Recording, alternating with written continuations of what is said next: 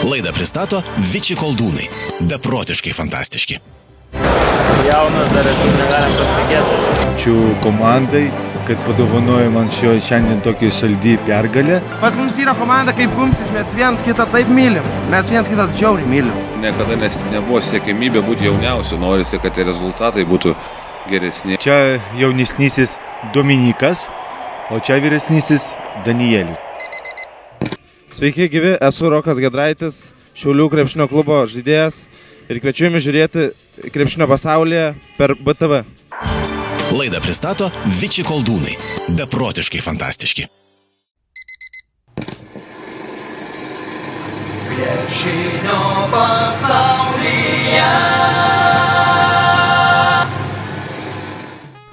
Sunku būti jaunam, kai neturi patirties, o norai dideli. Kai galvoji, kad aikštelėje viską moki ir gali, o tavimi nepasitikė. Taip, sakydamas galvoju apie jaunus krepšininkus, kurių yra kiekvienoje komandoje. Taip, prieš 21 metus buvom ir su klaipėdiečiu Sauliumi Štombergu. Kai jis 2013 spalį tapo Kauno Žalgirio vyriausiojo treneriu, prisiminkime jo pirmąjį sezoną šioje meistrų komandoje. Kaip visada, vieni liūdi, kiti džiaugiasi netiktumais. Tretiems naujas pasiūlymas būna ir staigmena. Saulius Štombergas, buvęs žalgirietis, atvedęs Kauno ekipą iki Eurolygų čempionų karūnus, džiaugiasi, kai 2011 sausio 21 tapo Žalgirio Sabonių krepšinio mokyklos komandos trenerio asistentu, o vasarą šios dublerio ekipos treneriu. Ir spėjo įrodyti, kad jis moka su jaunais dirbti. Gal Saulius Štombergas dar prisiminė ir 1992 rudenį, kai prieš 19 metų į 19-metį pakvietė Žalgirio meistrų komandą ir vis neišleisdavo į aikštelę. Tačiau drauge jį veždavosi į varžybas, net į užsienį, į Europos taurės rungtynes, šį kartą į Slovėniją. Tačiau Saulius neatlikdavo net atsarginių žaidėjo vaidmens. Tada prieš 19 metų, matydami jį liūdinti Liubliano sporto rūmuose, pirmą kartą Sauliui Štombergui pateikėme kelis klausimus. Sauliau, apibūdinti šitą jausmą, kai 10 tavo kolegų aikštelėje, o tu kol kas sėdi ant atsarginių suolelės. Nieko, ką gali pasakyti. Galvosim ant suolelio. Galvosi ant suolelio. Kada treneris pasakė, kad šiandieną kol kas dar tau reikia pailsėti ir tu reikalingesnis būsi po metų po kitų? Prieš išeinant, tai varžybos tai visai. Dar jaunas, kad dar galiu, negalim pasitikėti. Kokie buvo žodžiai? Jaunas dar esu, negalim pasitikėti. O ką pats galvoji?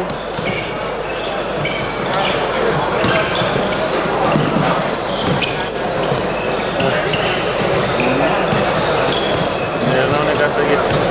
Kaip galvoji, po kiek laiko, po pusmečio, po mėnesio ar po metų pats galėsi išbėgti aikštelį ir žaisti su visais drauge? Čia bet kada gali išbėgti, dabar gali išbėgti. Bet kada jums pasitikė treneris ir nesakys, kad tu jaunas? Nenori prognozuoti? Ne, nereikia. Tikėsimės ir laimės. Deja, tada Žalgiris Slovėnijoje pralaimėjo, o po to sezono Saulius Štombergas pradėjo žaisti Kauno Atlete. Bet paskui vėl sugrįžo Žalgirin, kaip ir dabar 2011 lapkričio 9 jis paliko dublerio komandą ir tapo meistrų ekipos vyriausiojo trenerio asistentu. Kažkur nesitikėjau, kad čia taip greitai ir kažkas pasikeis greitai, tas žingsnis bus padėtas ir būsiu pagrindiniai komandoje trenerio asistentų. Gal klaipėdiečio Sauliaus Štombergo pėdomis paseks ir šiaulietis Rokas Giedraitis. Pasaulio ir Europos čempionas šį pavasarį Drauge su Mažeikių komanda laimėjo Lietuvos nacionalinę krepšinio lygą ir pasipuošė aukso medaliu.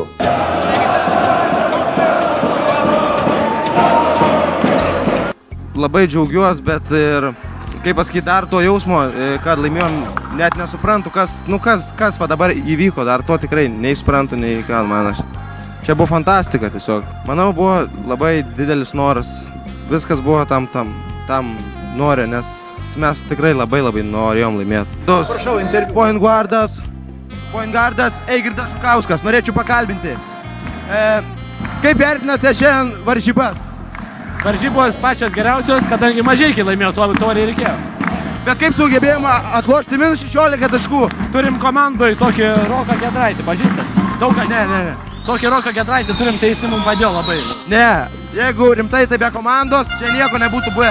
Pas mums yra komanda kaip kumstis, mes viens kitą taip mylim. Mes viens kitą žiauriai mylim. Mylim, tikrai mylim. Bet amžiaus skirtumas tarp jūsų keli metai? 0. 20. 1 metų. Mes 1 metų. Pasendinau biškį. Man dar neauga. Mažeikių komanda vadovaujama vyriausiojo trenerio Aloyzo Rudžio, nors ir laimėjo nacionalinę krepšinio lygą, nepateko į LKL, o buvęs Mažeikių komandos lyderis Rokas Giedraitis buvo pakviestas į gimtojo Šiaulių miesto komandą, kurioje žaidė, o dabar yra trenerio asistentas, jo tėvelis Robertas Giedraitis.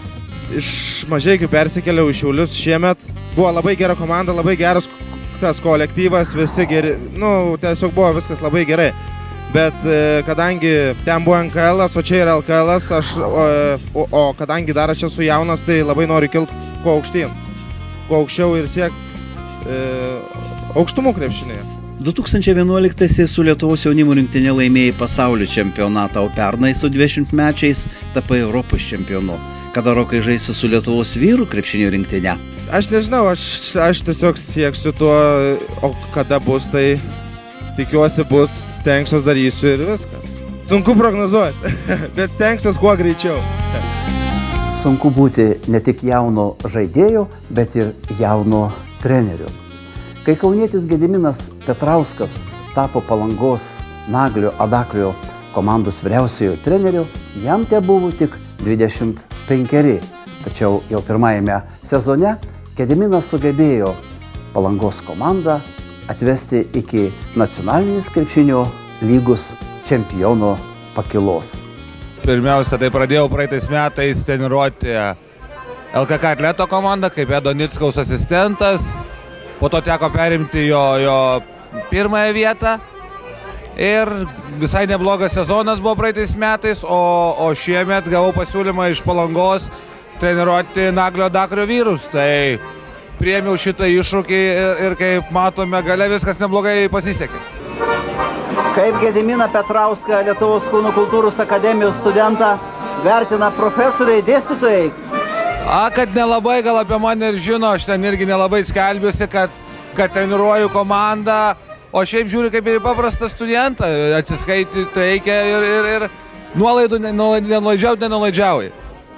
Bet visiems jau esi gudresnis už savo bendramokslius.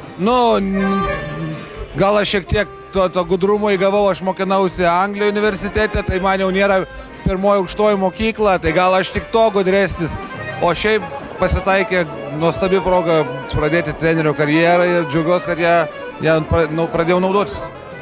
Dabar Gediminui Petrauskui 28, tačiau jis jau vadovauja Lietuvos krepšinio lygos komandoms. Šiuo metu yra Šiaulių ekipos vyriausiasis treneris. Šiauliečiai ne tik Kaune nugalėjo Žalgirį, bet žinoma ir Gedimino Petrausko dėka, kabutėse, graikas Ilja Zorusas turėjo palikti Kauną, nes nusileido prityręs treneris jaunam kolegai. Niekada iš tikrųjų nebuvo siekimybė būti jauniausiu, norisi, kad tie rezultatai būtų geresni, o ne tai, kad tu jauniausias treneris, bet tikrai man net būtų gal gal ir smagiau ir geriau, jeigu atsirastų jaunesnis ir nukristų tas spaudimas, bet jisai iš dalies yra malonus ir tai yra motyvacija, kad siekti dar stipriau dirbti ir siekti rezultatų. Gerbiamas Petrauskai, o kaip jaunam treneriui lengviau, nelabai žinomiems krepšininkams vadovauti, ar lengviau patyrusiems? Žinot, čia visą laiką yra ta diskusija, kaip jaunas treneris gali kažką tai pasakyti ar griežtesnį žodį vyresniem. Aš neturėjau jokių problemų. Turėjau, žinot, ir Palangoje, kai tapom čempionais, Gintarą Einikį komandoje ir su juo nebuvo menkiausių problemų. Tiesiog yra žaidėjai, jie yra profesionalai ir tiesiog jie, kaip pasakyti, jie žiūri mane kaip į trenerį, ne į mano amžių. Žinot, būna ir vyresni žmonės, vyresni treneriai susikivirčia su žaidėjais, tai čia nieko stebinančio nėra, bet aš manau, kad aš kažkaip tai turiu gal nevadinkim tai tos didelės pagarbos, kaip turėtų treneriai Kazlauskas, Kemzūra ir taip toliau, bet aš tada randu kitą prizmę, kaip prie žaidėjų prieiti, kas liečia už aikštelės ribų, tos santykius palaikyti kitaip. Tai aš kažkaip tai neišskirčiau ir su tais man smagu dirbti, tik tai gal skirtumas, kad iš vyresnių žaidėjų aš dar pats galiu pasimokinti. Taigi, Palanga, Kėdainiai ir štai dabar Šiauliai antras sezonas. Skirtingi miestai, skirtingos komandos, o kaip pačiam? Žinot, su kiekvienais metais tikrai Palanga buvo debiutantė LKL, tai tie rezultatai, ta prasme, nebuvo tokio spaudimo. Mes nežinom patys, ko tikėtis. Kėdainiai, aš skaitau, turėjom neblogą sezoną ir laimėjom bronzą federacijos taurės rungtynėse. Tikrai gale sezono demonstravom gerą žaidimą. Šiauliuose, aišku, yra didžiausias spaudimas, kokią aš esu jautęs, nes tai yra tikrai gilių tradicijų komanda ir nėra labai paprasta vadovauti jai, kai jauti iš šono tą spaudimą, bet aš manau, kad šiaip tai siekimybė yra išbūti kuo ilgiau Šiauliuose ir padėti šiai komandai. Bus sunku sugrąžinti turbūt bronzą Šiauliam, kur šitiek metų kovojo. Aišku, sunku ir kai jauna komanda yra, tai tikrai yra sunku tą padaryti, bet tikimės greitai tą padaryti. Kad jauni treneriai daug nori ir daug gali, įrodė ir Vilniaus Kibirkšties Viči komandos naujoji vyriausioji trenerė, Europos čempionė Jurgita Štremikytė Virbickienė. Jau pirmose šio sezono Eurolygos rungtynėse Lenkijoje Jurgitos vadovaujama komanda 68-66 nugalėjo labai stiprią Polkovico CCC ekipą. Sveikiname.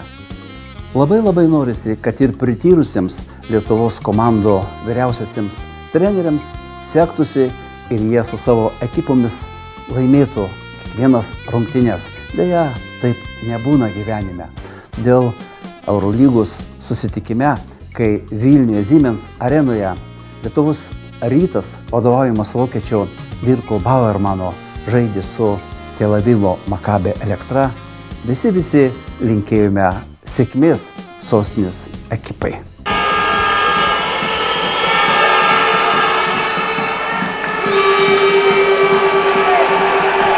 Kai po 2 kėlinių Siemens arenoje Maccabi krepšininkai 12 taškų skirtumų 45-33 pirmavo prieš aikštelį šeimininkus ir Lietuvos Rytų žaidėjai bei treneriai ėjo ne tik pailsėti, bet ir numatyti naujus žaidimų planus, kilo negera mintis.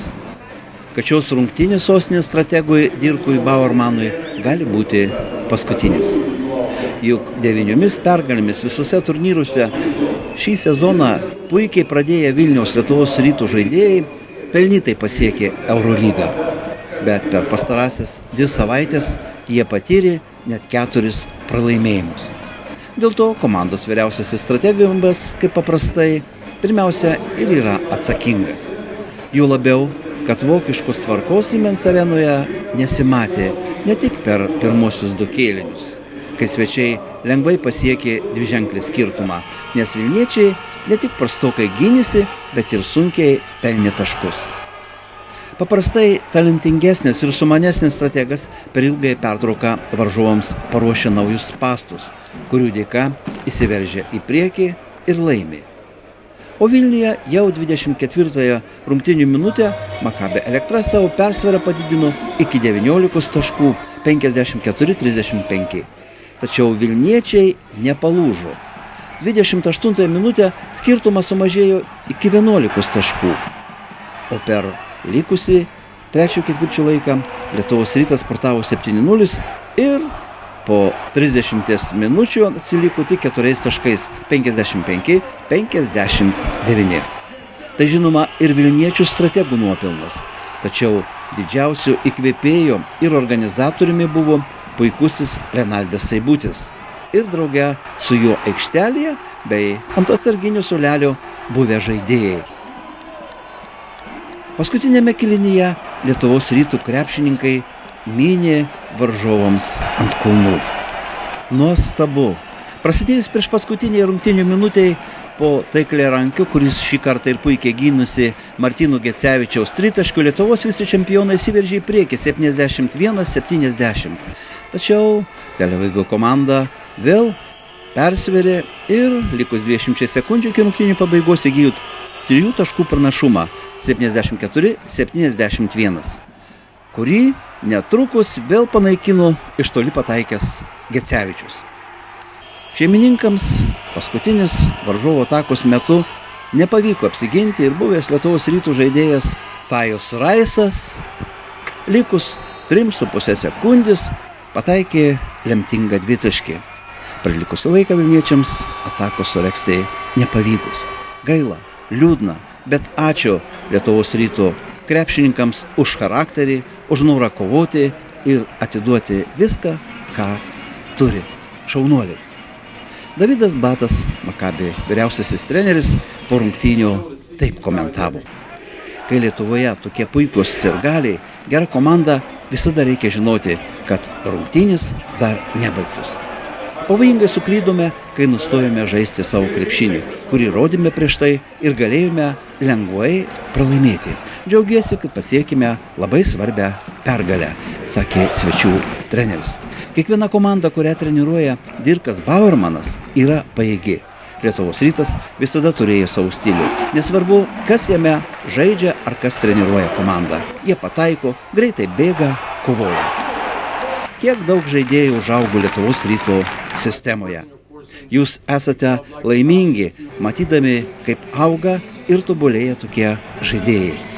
Jei mirčiau kaip žurnalistas, norėčiau dirbti su Lietuvos Ryto, sakė svečių komandos strategas Davidas Blatas.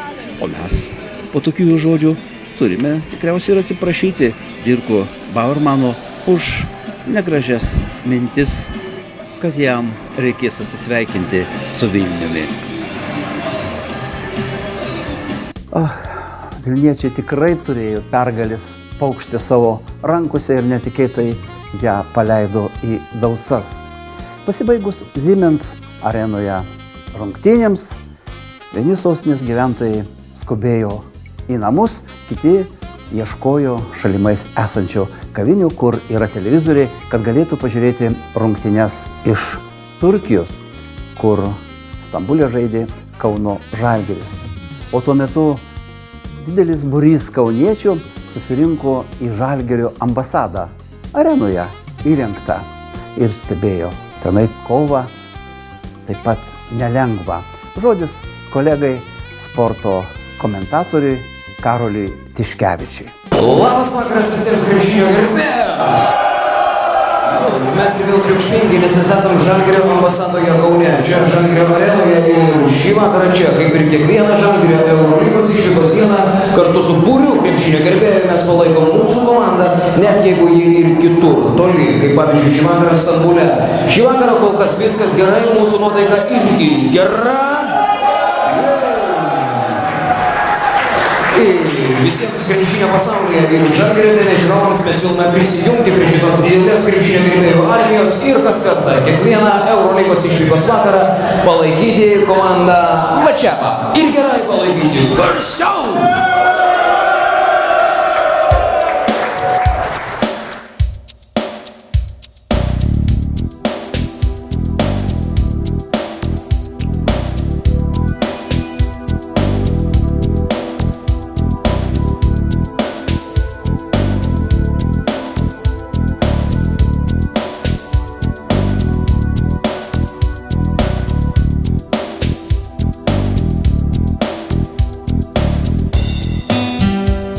Tai va toks buvo dar vienas Eurolygos vakaras čia Žalgirio ambasadoje Kaune. Dar kartą stebėjome išvykos rungtynes. Nuotaika, aišku, kaip visada yra gera. Žalgirio fanai kaip visada yra audringi ir tie, kurie puikiai supranta, kaip reikia palaikyti savo komandą ir nusiųsti tą gerą teigiamą impulsą, nesvarbu, kur žalgiriečiai žaistų. Šiandieną ne viskas baigėsi gerai. Šiandieną mes stebėjome galbūt kažkuria prasme dar vieną Žalgirio pergalę, bet ne turnyrinė, ne įskaitinė prasme. Mes galim stebėti, kaip šiais metais tobulėja Kauno Žalgirio komandos jaunimas, o tai yra didžiulė pergalė Lietuvos krepšiniui. Ir net jeigu ne visada pavyksta laimėti rungtynes, net jeigu ne visada pavyksta įsirašyti tą labai reikšmingą, labai norimą taškelį turnyro lentelėje, tai mes galime žinoti, kad mes rašome ir kūrėme didžiulę Lietuvos krepšinio ateitį. Ir čia dar kartą noriu pakviesti visus krepšinio gerbėjus, visus Žalgirio mylėtojus, o jūsų yra tikrai daug, rinktis kiekvieną Eurolygos išvykos vakarą ir palaikyti geriausią Lietuvos komandą kartu. Ką darysi? Nenusiminkite, Žalgirio ir Lietuvos Ryto komandų gerbėjai. Gal dar bus tų pergalių Eurolygoje. O štai spalio 31-ąją mes susitikome su Žalgirio veteranu, linksmuoliu, nuoširdžiu draugu ir krepšininku Krzysztofu Lavrinovičium. Tad tegul praskraidina visų mūsų nuotaiką pokalbis su juo.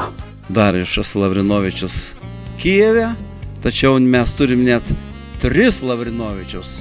Krzyštofai, pirmą kartą tu parodai krepšinio pasaulyje savo sūnus. Pristatyk tu juos. Čia jaunesnysis Dominikas, o čia vyresnysis Danielius.